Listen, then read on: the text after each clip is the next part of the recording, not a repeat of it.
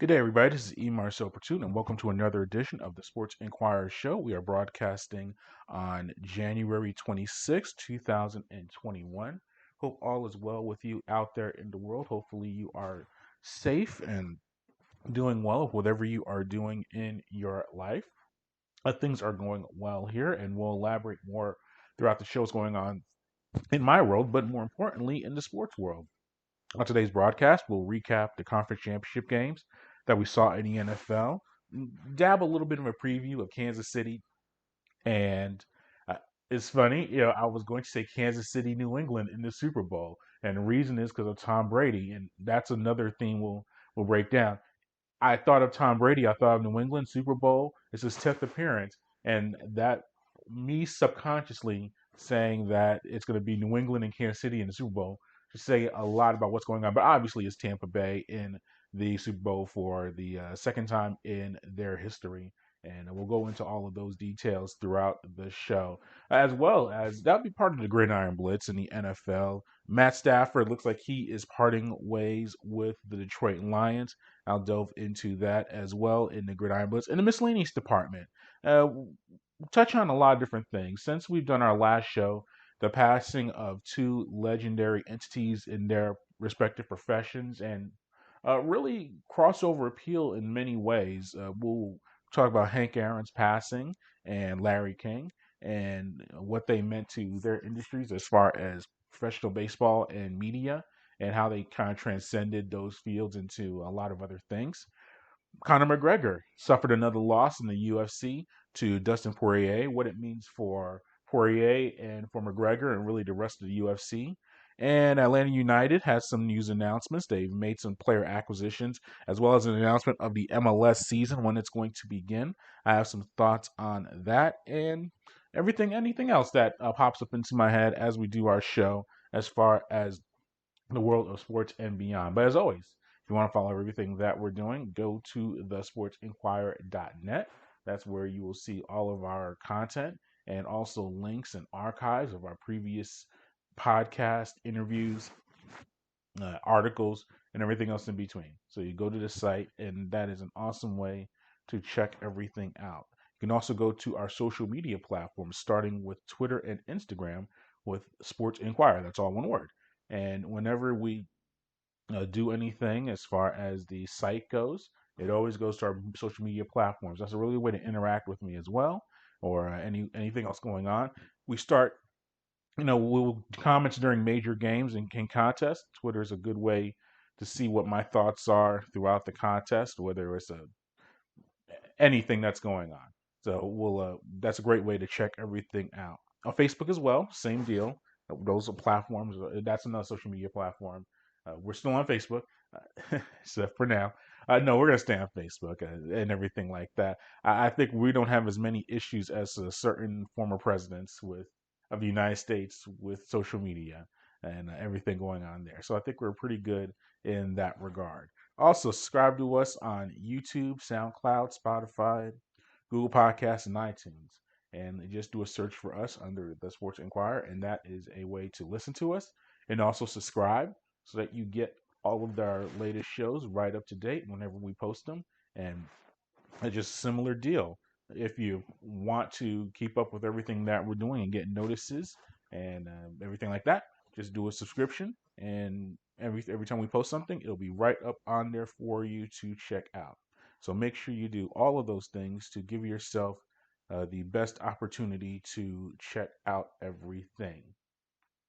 All right, let's go into the Gridiron Blitz and recap the championship games that we saw the past, well, Sunday, a few days ago. Tampa defeated Green Bay 31 to 26 as the Bucs are in the Super Bowl for the second time in their history. They're 1-0 in the Super Bowl, so that's a good omen for them. Well, let's get into the game itself, and then we'll break down the particulars as far as what it means for Tom Brady and Aaron Rodgers and everything like that. Personally, when coming into the contest, I thought it'd be a high scoring affair. My concern, well, not concern, but what I felt would be a big issue for Tampa was stopping Aaron Rodgers and the Green Bay offense. We saw how efficient they were the previous week against Los Angeles, and I thought that if Tampa got off to a slow start, and they've had a lot of slow starts this year. We've seen them start slow against New Orleans, against Kansas City, and things like that. They've had some slow beginnings to their games, and I thought that if Green Bay jumped out on them and got a double-digit lead in the first half, it'd be very tough for Tampa to come back. Especially when you saw that Antonio Brown was going to be a scratch from the contest. The complete reverse happened with Tampa jumping out to a 7-0 lead on a Mike Evans touchdown catch from Tom Brady in the first half. Now Green Bay was able to tie the game in the second quarter on Aaron Rodgers TD pass, but Leonard Fournette, who had a very big game for the Buccaneers as far as giving them balance, his touchdown run early in the second quarter gave Tampa the 14-7 lead. A Mason Crosby field goal by Green Bay cut it to 14-10 later on in the second half. But here was I thought maybe the biggest play of the game late in the second half when Tampa is deep in their own, well, not deep in their own territory, but about 45 yards from the end zone. You figured that they may take a quick snap, a quick play, maybe set up a field goal opportunity to maybe increase they're already up 14-10. You thought maybe they go there, get a field goal, make it 17-10 heading into the half. Even though Greenville's getting the ball to start the second half and everything like that. But in respect to Tom Brady, now his second half, and we'll get to the 3 interceptions in the second half, he was not very good in the second half. But the first half, he was very efficient, took advantage of opportunities, 200 plus yards passing in the first half. He saw single coverage on Scotty Miller on the outside, not a lot of safety help, and ultimately he took advantage of that opportunity through a deep pass, a final offensive play of the first half when Scotty Miller caught the touchdown pass down the left side 39 yards for the touchdown to make the score 21-10 heading into the half. When I saw that play take place, I figured, well, Tampa's going to win this contest. Now, they made it very interesting later on in the second half, but when you have that's taking advantage of the situation. And as I said, Brady had issues in the second half, 3 interceptions in that regard, but that was I thought that was the and then we'll get to towards the end of the game with LaFleur deciding not to go for a touchdown. A lot of people look at that as the play of the game, and that's understandable because that's towards the end of the contest. But I thought this play right here really changed the entire landscape of the contest. And furthermore, Tampa got the ball coming out of the second half. My fault. That was an error on my part. Tampa got the ball out of the second half, and that's when, yes, and that was the play action pass to Cameron Brake, the touchdown pass from Tom Brady, 8 yards early in the third quarter to make the score 28-10. Now, at this point of the contest, it really looked dire for Green Bay. But Tom Brady, as I said, 3 interceptions in the second half. One of them was off the Mike pass off of Mike Evans' hands. That was a little debatable as far as if you want to assign blame to who messed up in that regard. That could be maybe 50-50. It wasn't Brady's best throw. Evans was in his hands. I thought it was not the most impossible catch to make. The other 2 interceptions were just deep punts down the field. I don't know what he was trying to do. I know the pressure was getting to him, and he was trying to throw the ball deep, but he was just throwing it blindly into the open field, and Green Bay intercepted both of those passes. Now, Green Bay did score two touchdowns in the third quarter on Aaron Rodgers TD passes to Tunyon and to Devonta Adams. However, they still were that was only one off of one of the interceptions. The 2 other interceptions were 3-and-outs by the Green Bay offense, and you cannot have that type of situation late in the contest or any contest, especially in the championship game, where you get interceptions and get the ball in those positions and not score touchdowns. And I think that's really hurt Green Bay as well. Now, Ryan Succop's field goal with the 4:42 left in the fourth quarter made the score 31-23 in favor of Tampa Bay. And this is where the big controversy. Green Bay's driving the ball down the field late in the fourth quarter, down 31-23.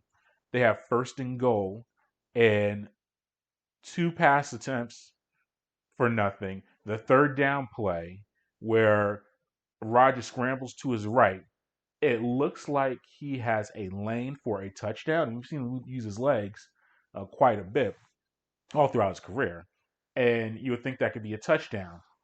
Looking at it live, I thought, why didn't he run the ball towards the end zone for a touchdown? But if you look at the all 22 camera perspective, we've discussed this before.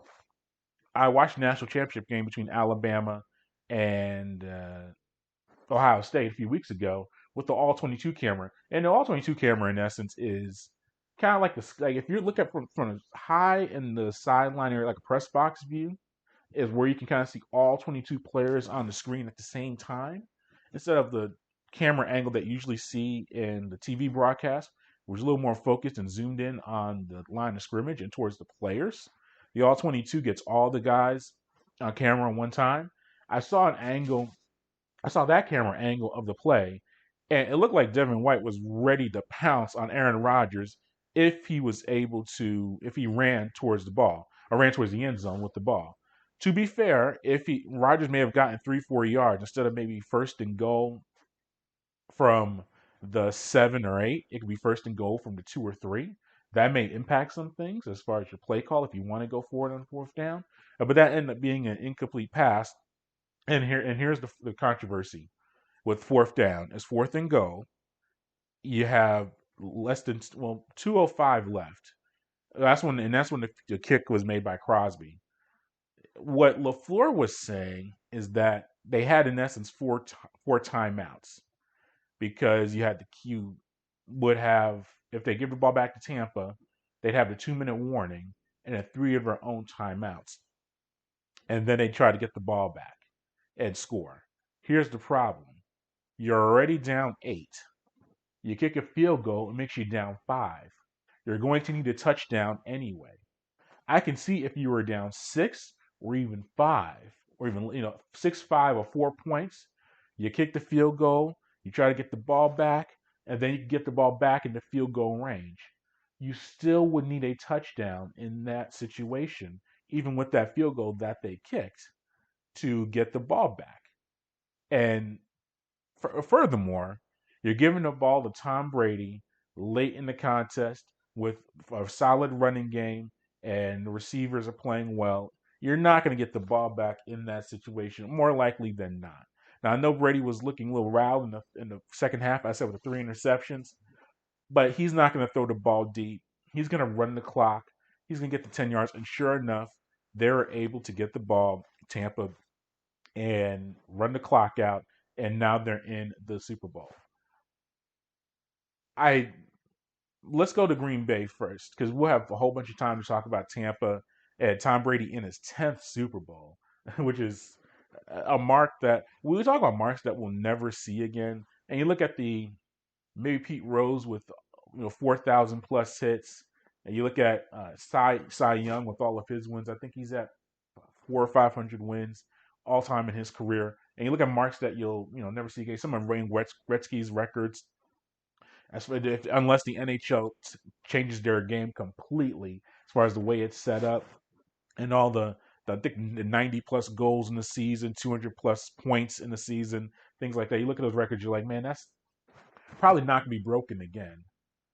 A player appearing in 10 Super Bowls is probably not going to happen again. I know you look at Mahomes, and wow, he's made 2 Super Bowls in his first 3 years as a starter in the NFL.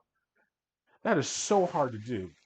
And I know quarterbacks is a little bit easier now as far as they're being protected and as far as getting big hits, and the guys treat themselves health wise better than ever before. And Tom Brady's a complete testament to that with his training and commitment. But it also involves a lot of luck and not being hurt and injured in any way. We've seen Mahomes right now. He had a concussion last week and he's dealing with turf toe. If he got hurt, and if he didn't play this game last week against Buffalo, they and most likely Kansas City does not win that contest. And then that's one Super Bowl chance less than he has. Look at Aaron Rodgers, first ballot Hall of Famer, all timer, 400 plus touchdowns in his career, less than 100 interceptions, maybe a top 5 arm talent history in the NFL. He's only made it to one Super Bowl in his entire career. So for Tom Brady to be in 10 of these deals is a ridiculous mark. But as I said, we'll get to Brady in later on. But for Green Bay, you have to win this contest. The time they've talked for a long time about after last year, they lost the NFC Championship game at San Francisco. Even Aaron Rodgers in his post-game press conference saying we have to get one of these at home, meaning the NFC Championship game. He finally gets one at home. Now it wasn't snowing and 5 degrees outside, so it wasn't the conditions that everyone wanted to see. As far if you're a Green Bay supporter or maybe the Packers, to get the cold weather team up there. I think it was in the high 20s, and it was earlier in the day, so it was sunny. But still, you have to take advantage of those interceptions by Brady. And I know you can look at the numbers, and with Aaron Rodgers, it's he still threw for 346 yards, had 3 touchdown passes.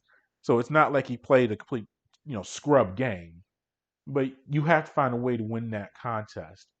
And the deal at the very end is getting all of the attention, and we broke it down, earlier in the show about the fourth going for it on fourth down and fourth and goal down 8 points.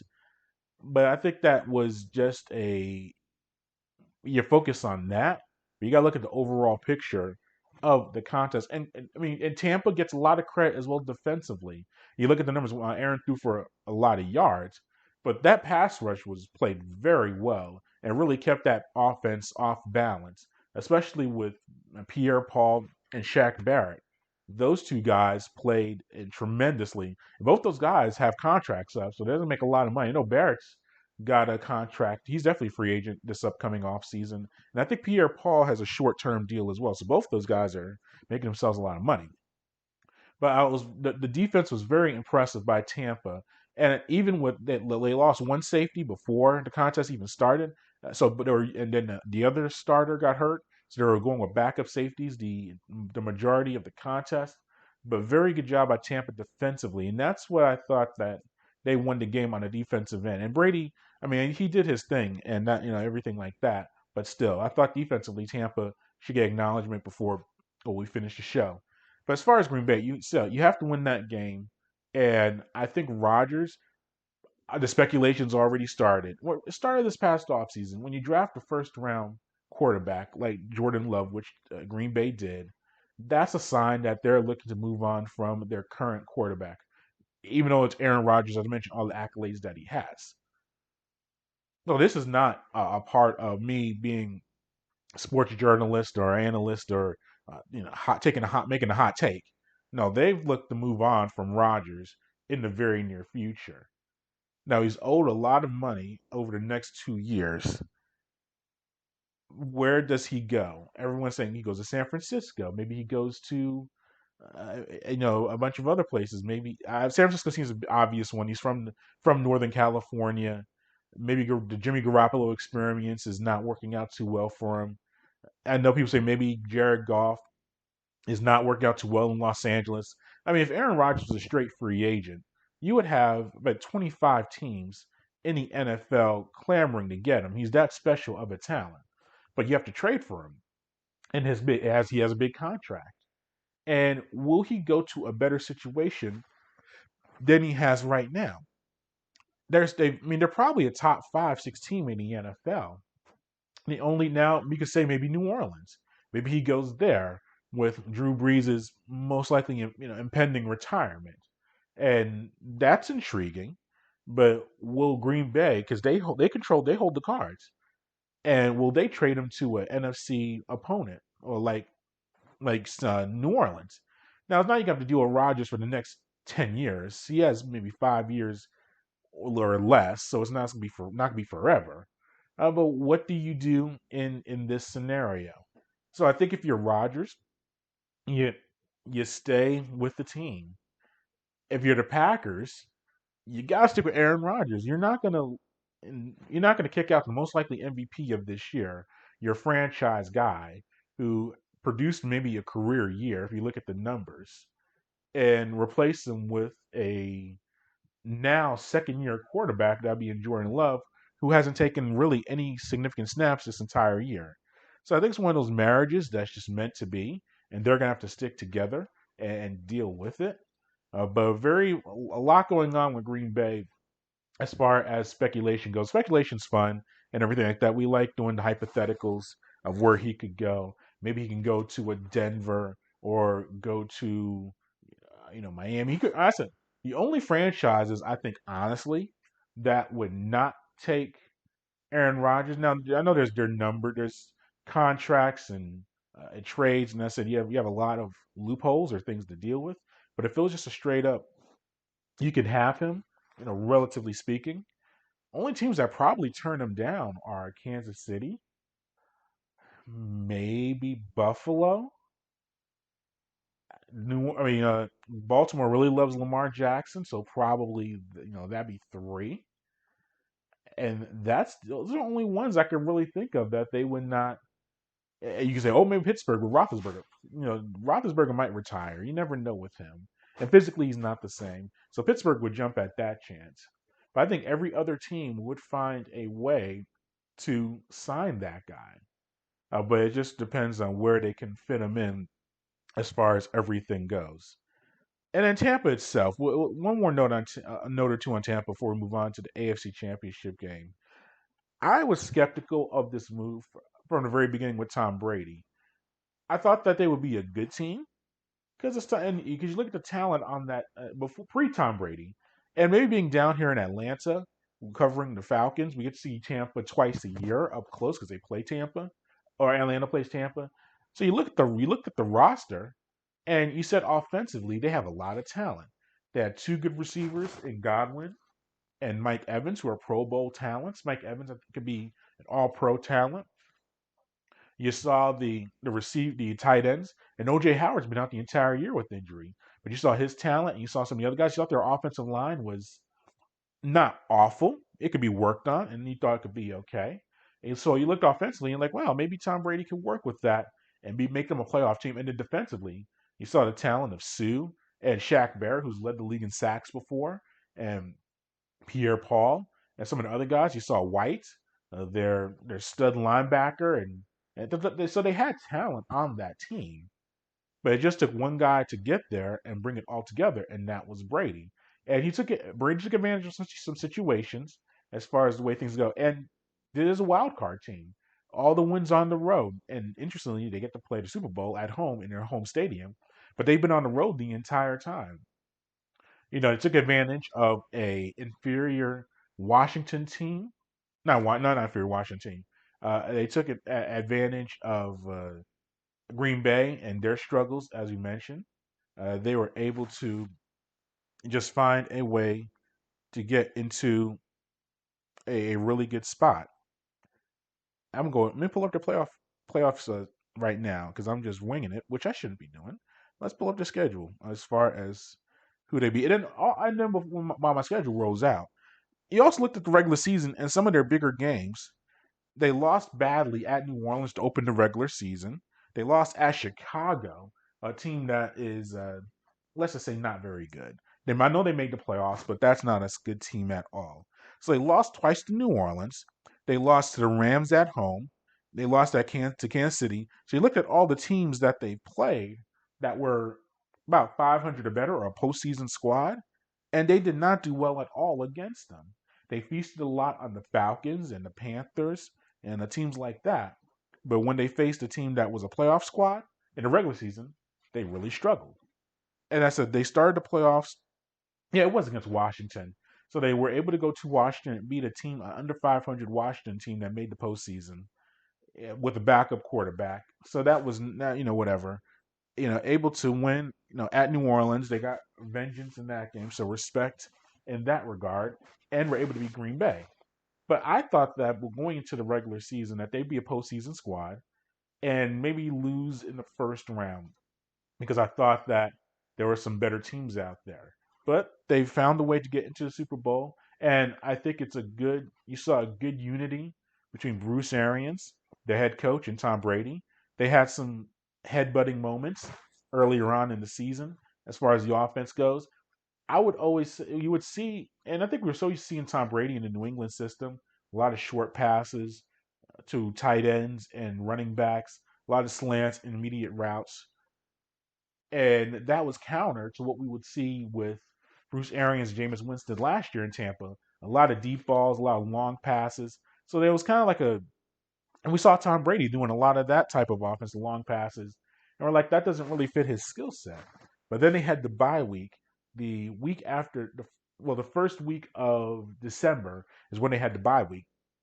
And I think they sat down, had a discussion. It was after Kansas City lost at home, and they figured it out. And they haven't lost since. They won their last 4 regular season games, and now the 3 postseason games. So they're on a 7 game winning streak heading into the Super Bowl. They got together, and you saw them, make a difference as far as using Scotty Miller a little bit more. Even Antonio Brown, he can run the entire route tree. He's the most talented receiver on that roster. He's a potential Hall of Famer. I mean, I know his off the field stuff, and even on the field, he's had some issues. But if you look on talent as far as playing, I mean, the guy's a Hall of Fame talent. So you added him into the rotation, and Tampa is a very formidable opponent in the Super Bowl for Kansas City, who was able to win their contest over Buffalo, 38-24, to reach their second consecutive Super Bowl. Not at one, there was not one point in this contest that I thought Buffalo was in it. Even when Buffalo was up 9-0 at the end of the first quarter, and Kansas City has to watch themselves in this regard. They start trailing all of these contests. We saw last year in the postseason, they trailed Houston and Tennessee, both, and this was at home in the first half before they came back and won the championship. And they trailed in a Super Bowl against San Francisco. And now they trailed to open the AFC Championship game against Buffalo this year. But obviously, Kansas City scored 21 points in the second quarter, and they were able to roll from there. As I said, I think that, and look, with Buffalo, Doug McDermott, I know he kicked some field goals when he was in touchdown range. People were kind of confused by that. But in the end, I don't think they were winning that contest at all. Especially when you have the thing that was impressive the most to me, as far as Kansas City side of things, you saw their running game really show out. Darnell Williams had a touchdown run. Clyde Edwards-Helaire had touchdown runs. Both of those were in that second quarter. And that's where you get that balance. We all know, and Kelsey, he had a big day. Tyreek Hill, he had a big. I mean, he took a quick 2 yard pass and ran it 70 yards. I mean, the guy is just the most elusive talent as far as missing defenders in all of the NFL. So their offense, do you know they got the weapons to throw the ball? But when they rush it, that's when they become really, really tough to beat. And that's where they just dominated that contest. And look at their run over the past 3 years under Mahomes and Andy Reid and Eric Bieniemy, the offensive coordinator. 3 straight championship games at home, and the AFC first team to ever do that. They've won the past two, and now they're going for their second consecutive Super Bowl. They're not a dynasty yet, but they're getting pretty darn close to it. And as I said, I mean, I mentioned the rushing game and all the impressiveness with that. Pat Mahomes still threw for 462 yards. No, wait a minute, that's the wrong game. Wrong game. That is the wrong. Why is it? They're not pulling up what I wanted to for this deal. But still, you just look at the balance of what they were able to do in the contest, running the ball and passing it, and it's just a. Well, he still for 325 yards and 3 touchdowns. So not 400 yards, but pretty darn close. Just the complete balance that they were able to get with the rushing the ball and running the ball. I mean, they rushed for more than 100 yards, which I know doesn't sound like a lot, but still, that's a very good number for them to reach. And I said they are. It's kind of like golden. It's odd to cross sports, but they're kind of like Golden State when they were on their run with Curry and Klay Thompson, and especially when they got Kevin Durant and Draymond Green. It's they can just turn it on and off, and if they need a touchdown, they can get one. With the Warriors, if they were down by 5 6 points and they needed to go on a 12-0 run to take control of a contest, it seemed like they could just do that at their own will whenever they wanted to, and that's what we're looking at right now. And I said, Mahomes, I mean, the guy is. I heard someone say he might be a top 10 all-time quarterback already. That's a little strong, and because we're thinking about top 10 guys, especially with Breeze and his, I think, impending retirement. Even Philip Rivers, he's not a top 10 all-time quarterback, but you start thinking about guys in this generation that are playing, and then you go back to some of the earlier players at the quarterback position, and you say, is he a top 10 all-time guy and all this stuff? And we're in with Rodgers now because we're debating that right now because he's 1-4 in conference championship games. That could be a negative mark if you're considered a top 10 all-time quarterback. But anyway, those are guys who have a lot more years establishing their career. But Mahomes, as I said, 3 years as a starter, regular season MVP, Super Bowl MVP. He probably could be he's going to finish second or third in MVP voting this year, probably behind Aaron Rodgers and maybe Josh Allen. We'll see, but he'll be second or third. I mean, the guy has put together, I think, the best start to a quarterback that I can ever think of, at least in my lifetime. And I was born in 1981, so we're thinking 80s and beyond. Now, if you want to go back to Sammy Baugh and Otto Graham and their fast starts to their careers, and Johnny Unitas, I mean, those guys didn't have as great a start as Mahomes. I know my history. Those guys had better careers than Mahomes has had right now. But not, as far as starting a career, not close. Not close at all. So and that's it. We'll have plenty of time to preview Tampa and Green Bay. I mean Tampa and Kansas City over the next few episodes, and I'm looking forward to that. I think it's a good game. Yeah, disappointed a little bit that it's a rematch, and it happened relatively recently. I said it happened within the past 3 months. So I don't know, and it's in the same stadium of all. So it's gonna be like another. Now it's a Super Bowl, it's a different entity and everything like that. And I think both teams have changed in a way. I think Tampa's a much better team than they were a few months ago. And I think Kansas City, using the run game, has changed their elements more offensively. So they're different teams than a few months ago. But if you look at the actual visual of it and of everything going on, it's a rematch of a few months ago in the same stadium. So that's a little bit disappointing because you like seeing different matchups in the Super Bowl. But it's hard to argue with Tampa and Kansas City. Those teams have been Kansas City's been the best team in the AFC all year throughout. NFC, I know New Orleans won the division and Green Bay had the best overall record, but Tampa's been the hottest team really the past month or so. So it's not a fluke they've gotten to the championship. But I said we'll have a lot of time to preview that and look into it. Looks like Matthew Stafford and Detroit are going to part ways with the new hiring of Dan Campbell as head coach of the Lions, and they have a new general manager. They're going to turn the page on the Stafford era, and that's understandable. He's had You look at the numbers, he's been durable. He's played a lot of games, put up some solid numbers, but just no playoff success there, no division titles. It is not as far as win loss record, not the best time for him there. Will there be spots for him to go to? I think so. I don't think you'll have to be a backup. Oh, Indianapolis. I forgot to mention them because obviously with Rivers retiring, there's a wide open spot there for a playoff team for them to take a quarterback.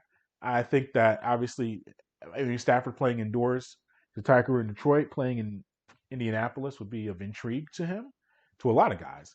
But there'd be spots for him to play. To play. I don't think you're going to see him in Jacksonville or the Jets, as because those two teams I think can go with youth as far as quarterback goes. Even if the Jets keep Darnold, that's considered I think youth. Uh, I said Indianapolis looks like a spot of interest or intrigue. I don't think Philadelphia is going to be one. I think they're going to stick with Wentz for financial reasons. And I mean, they brought in a guy that literally worked there about 2 years ago that has a relationship with Wentz. So you see the writing on I guess, the wall there, or whatever you want to say. But there'll be a team of intrigue. Denver, might be looking out for make a change from their quarterback carousel. But I said if you think about it long enough, there'll be a few squads out there that can use him. Maybe Washington. if because the Alex Smith, as much as a great comeback story, him come back from the broken leg and making it back into the NFL, I think you're seeing that he's an average quarterback right now. He's not going to elevate you beyond a 6 to 7 win team. So I think Washington maybe looking to upgrade their quarterback scenario. So there'll be spots for Stafford to be looked at and be intrigued by. But I think that'll develop all throughout the offseason. All right, then we're going to conclude the show with the miscellaneous department and some quick thoughts on some major passings and other things going on in sports. Yeah, Hank Aaron passed since our last episode. His death at the age of 85. You look at the numbers, and it's as crazy as it sounds. He might, and I'm gonna mention all these numbers and all of his accolades. He still might be the most underrated player in history of baseball. Which, I mean, the man 755 home runs, second all time to Barry Bonds. And Bonds is an aspect you have to acknowledge because Bonds surpassed Aaron's record, and he does have the most home runs all time. Being here in Atlanta, it's really interesting because he's known as the home run king, Hank Aaron, and I can understand that narrative. But technically, he is second all time. Now you say he's the real home run king, and I'm not gonna step on someone's lawn, I don't know if that's the right way to say it, or yell at them for not acknowledging Barry Bonds. That's your prerogative. That's your jam. That's what you want to do. But still, 755 home runs is really acknowledged for a lot of people as the most all time in baseball. But what he does have all time is in my the two more impressive records I've always believed. Runs batted in 200, 297. He's the all-time leader in that. Total bases more than 6,500 total base, 6,800 total bases in his career. 1,477 extra base hits. So that's doubles, triples, home runs. He's the all-time leader in that. 25 All-Star appearances in his career. And it's not like he was, and I know the last one or two was ceremonial in a way, which happens in all the leagues.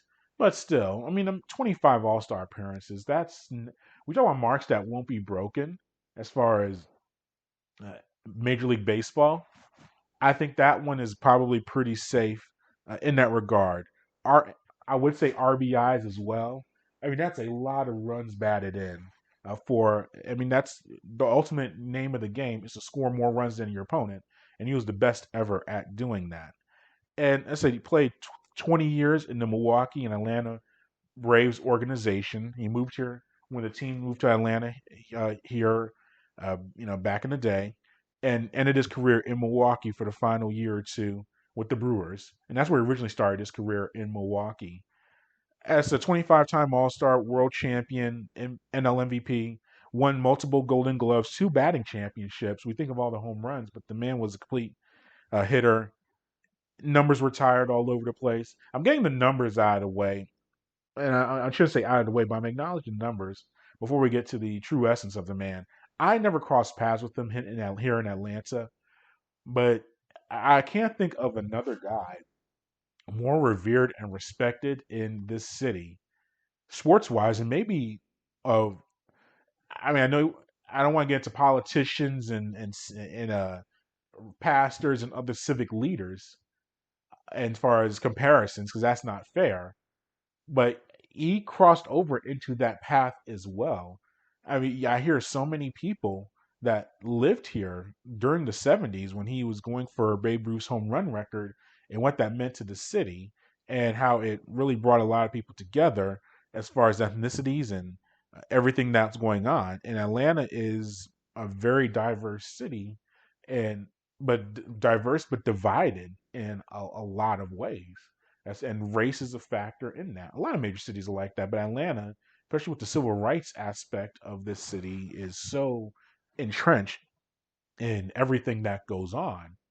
So when he became a major figure in merging not only the sports aspect of things, and sports is a major aspect of Atlanta, with the civil rights at time era that he was doing this. Remember when he was broke the home run record in the early 70s.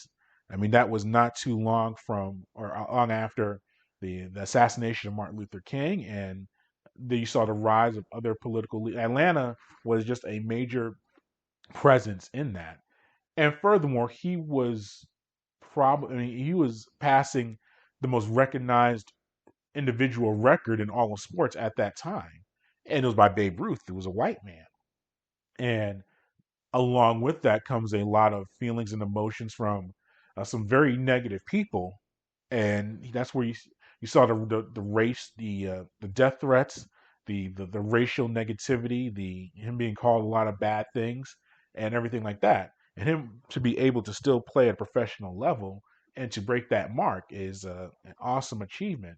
But you still saw his presence very felt in Atlanta when, as far as engagement with civil leaders in different opportunities. Very humble man, very quiet man in that regard. He was a mentor to a lot of athletes here in Atlanta. From and it crossed over into the basketball players. Obviously, all the baseball guys with the Braves, and he worked the Braves organization for decades in many capacities. He served as a scout and evaluator of talent, which makes sense. He did a lot of civil good duties with as far as the Braves, but also he owned businesses here. I know he had some car dealerships and a lot of entities there, but he was also very involved with a lot of the political endeavors. He was not upfront about it in that way, as far as you see the press conferences and you see all the civil leaders and Hank Aaron's in the background. No, I mean he was involved in a lot of that stuff, but he wasn't very active about it. You hear the stories of him now, and I knew some of this stuff. How he was a big Cleveland Browns football fan, and he would go up to Cleveland, sit in the stands in the dog pound, and people would be like, "Man, that's aren't you Hank Aaron? We all know your stature." And he sat with the fans. He was like, "Yeah, I just want to watch the ball game." And that's how he was.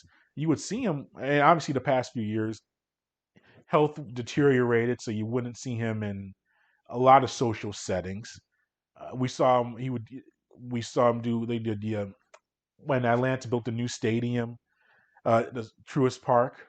Yes, Truist Park in Marietta, Georgia, and they did the transition of some statues and everything like that a few years ago. He was involved in that, but he was not you didn't see him too much in the public. But before that, I said I never crossed paths with him, unfortunately. But yeah, you see a lot of people it's like he'd just come to ball games. He would go to a lot of different endeavors. Very interested in a lot of sports, a lot of different activities, and you just see him in the neighborhood just driving around or going to different deals. And I thought that he was really a man of Atlanta in that way. And so his passing, a lot of people emotionally invested in that, and it crossed over into generations of everything that he did. And he was also very. I have not heard, and and maybe you find a deep down enemy from years. I don't know his entire life, but I've not heard one bad word about the man in any sort of, even the media. And I guess I'm part of that in a way because I do interviews and everything like that, and we cross paths, and we know that a guy is difficult. You know, I mean, I've heard stories of Hall of Famers in every sport that are very difficult to deal with as far as getting interviews or talking to them or interactions. And the names, I'm not going to put them out there on Front Street, but you'll be like, wow, really? That guy is, or that man or that woman is a legend, but they are not the nicest person. Like, wow, really? Yeah, they're not the nicest people. But with Hank Aaron, I've not heard that in any way. But yeah, his passing, it really is is not, you don't want to, death is sad for everyone involved, especially I'm sure those who are friends and family and really close to him. But it's also a time to celebrate. And that's why I'm glad and that maybe we're seeing nationally him getting a lot of love and attention, which is great. But I never felt that he was not loved or respected or didn't feel that at least here in Atlanta. I mean, the man, you knew, I think he felt the love in the city, and the city definitely loved him back. So I think that's very good that there's not a moment, like, oh man, now let's just show love to Hank Aaron. No. I think at least here in Atlanta, he always got that love. So condolences to him and his family and friends and everyone that were close to him in that regard. Larry King passed away as well. Another guy who was a legend or titan in his industry, I think of Larry King, and I caught him on the CNN days when in the '90s when we first got cable, and around the early to mid '90s, and his show, Larry King show on CNN, was really appointment television for any journalist who or someone that was intrigued by the the news. And I know towards the end of a CNN run, he got into a lot of the reality stuff and a lot of silliness. And I mean, it wasn't Nightline, it wasn't Meet the Press, where you're going to get the politician in there and you're going to answer, you give the hard hitting questions and really get down to the bottom of business. But Larry's approach was very easy, I was thinking about this because I do a lot of interviews now, and there are different ways to approach them. There's You can be the hard hitting, like you can be the I call it and always my parallels were always with Larry King watching his show, and then I watched 60 Minutes and Mike Wallace back in the day, and you had the Wallace approach, which was just like hard hitting, straightforward, not being a jerk about it, but you knew it was gonna be hard facts and A, B, C to D. Like it's going to be really down the line. And there could be some humor and some anecdotes and things like that as far as how an interview goes. But I'd watch Larry King show, and whether he was talking to a president, an actress, a lawyer, things like that, it seemed like the tone was very calm and casual, and he let the people talk. And I think that's very important. And I think, and it's to be a good interviewer, I think you have to be a great listener. And it's the antithesis of what you would think as an interviewer. As an interviewer, you would think, I'm gonna ask the questions, get the answers, but you have to listen.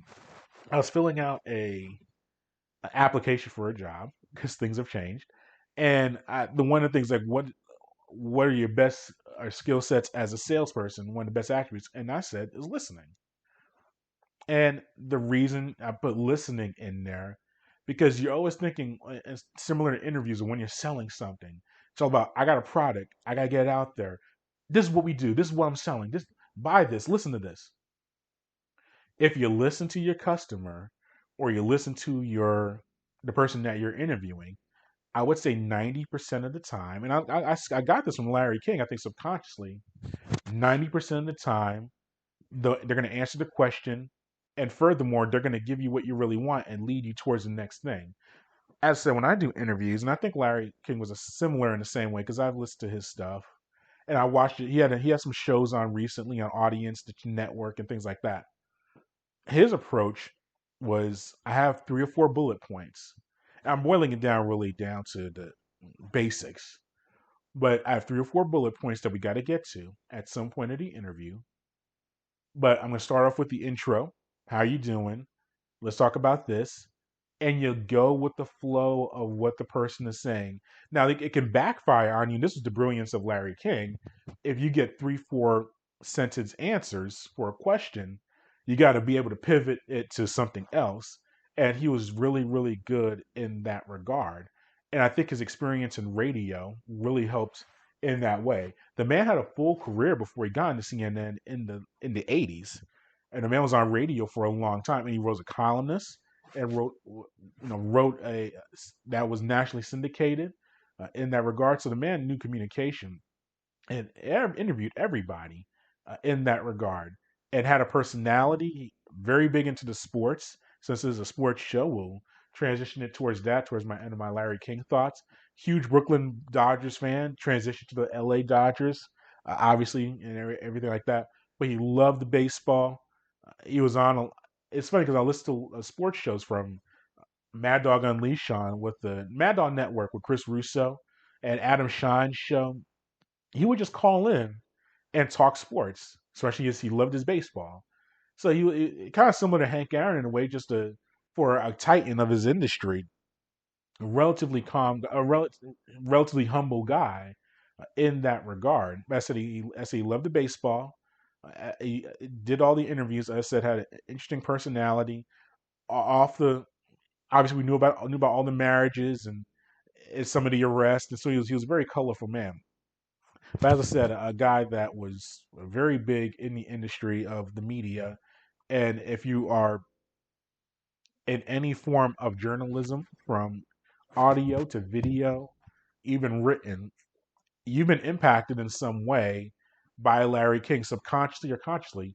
And you have to acknowledge him as well for, we see all these cable shows right now, whether you are a Fox News person with Tucker Carlson and Sean Hannity, whether you like your MSNBCs with Joy Reid, Rachel Maddow, even your CNNs, obviously, he was on CNN forever, your Anderson Coopers and your Don Lemons, all of that really stems from Larry King having a nightly prime time show on a cable network. And there were some before him, and obviously there've been a lot after him. But he really cemented that type of show, a nightly show, one man show on cable every night, which was at the time, and obviously, and I've heard Ted Turner interviews and Larry King, they really needed a time filler for a prime time show. And there's only so much you can talk about the president, this, president, that. He really transitioned that format into a viable entity in that way. So condolences to Larry King as well, and everything going on there. I saw the Conor McGregor loss to Dustin Poirier. We'll elaborate more on that when we do our verbal submission podcast, which will be done this week. We're going to record an episode, I promise. We really are. And that's when we talk about mixed martial arts and professional wrestling. But I think with McGregor, the time has come for him that he's he's not going to be a champion anymore. That's just the reality of the situation. He had a great run, won multiple championships in two different divisions, held the belts at the same time, which has only been done a handful of times. So you have to respect that. He's made a lot of money, transitioned mixed martial arts into a mainstream entity. Now his antics were maybe not the most civil, but the man was able to get a lot of attention to the sport. He is an all-time talent, but I think that after the Nate Diaz wars, both of those fights that he split with Diaz, they needed to fight in the boxing match against Floyd Mayweather, which you would think would not have really impacted him, but he took a lot of punches to the head just boxing. He's not the same guy. And furthermore, when you had the fight against Habib, where he was taken down and mauled on the ground, those fights took a lot out of him. And I said, he's getting older.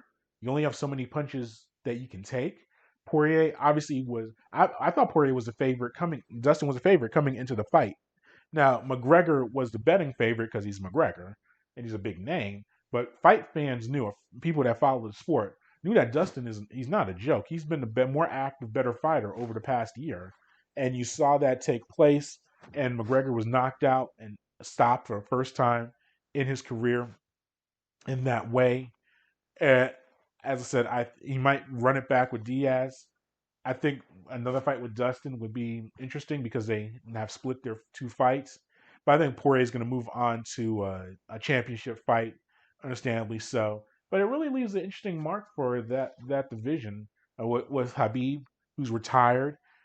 Usually, retirements in combat sports are not to be trusted or relied upon because either the money or guys get bored, they want to fight again. Habib is deaf from the very beginning. He's had a different approach to a lot of things in his career, and especially with the past year, winning the fight and dealing with the passing of his father to COVID-19. And he said he would not fight again without his father. Those guys, I mean, that was as tight of a father-son bond as from the outside, that I've ever seen. I think he might be very, very serious about that retirement. But obviously, that's a guy who's a current belt holder. So that's a major figure that the sport is lost as far as for now, as far as from a fighting perspective. McGregor, the shine on him has dwindled down a bit. John Jones is John Jones. You never know as far as what's going on with him. The marquee guys in MMA, over the past 5 years that we've seen are really starting to dwindle down a little bit. And UFC is not going anywhere. I'm not saying it's the end of it, but it's just you look at the lack of star power right now in the UFC is very interesting. So we'll see what happens with that. And then finally, Atlanta United. We know when their season is going to start, at least the date. They're going to start on January. They're going to start on April 3rd, and it'll be 34 matches for each of the league's 27 teams. So we know that we're going to have the season begin on April. Don't know if it's going to be fans in the stands or all that stuff, but we know that they're at least going to play there in that regard. They are going to also start preseason on February 22nd. I think Atlanta may start a little bit earlier because they're going to be in the, well, no, not anymore. Because I was going to say in a normal year, they would have been in the Champions League, which would have started in February. So they might have gotten early practice times. But I think now with the Champions League, we got to see what that format's going to be. I think they're going to start on the 22nd. So that's going to be interesting to see what happens there with Atlanta United. And they did sign forward Lisandro Lopez via free transfer from Racing Club, which is part of the Argentinian Superliga. So he's going to be added to the roster pending some visas and transfer certificates and things like that. Just adds a little bit more power up front. Obviously, Joseph Martinez, we've seen him practicing he's out really all of last season. Injured the first game of the year at Nashville, torn ACL, but he's going to be back. You would think for this season. Obviously, just giving more support to that forward position. The Adam Jean experiment and trying to fit that was not really the best last year. So if you get more depth in your forward spot, that's a very good move. We'll have a lot more Atlanta United content when we get towards training camp and everything like that, but wanted to acknowledge that. And that concludes today's show. Thanks for listening to us. As always, if you want to follow everything that we're doing, head to the mothership to sportsinquirer.net. You'll get everything that you need on there. Social media platforms, Twitter, Instagram, Facebook, the Sports Inquirer. Search that and check us out. And then finally, subscribe to us on YouTube, SoundCloud, Spotify, Google Podcasts, and iTunes under the Sports Inquirer. Until next time, good fight, good night, be safe.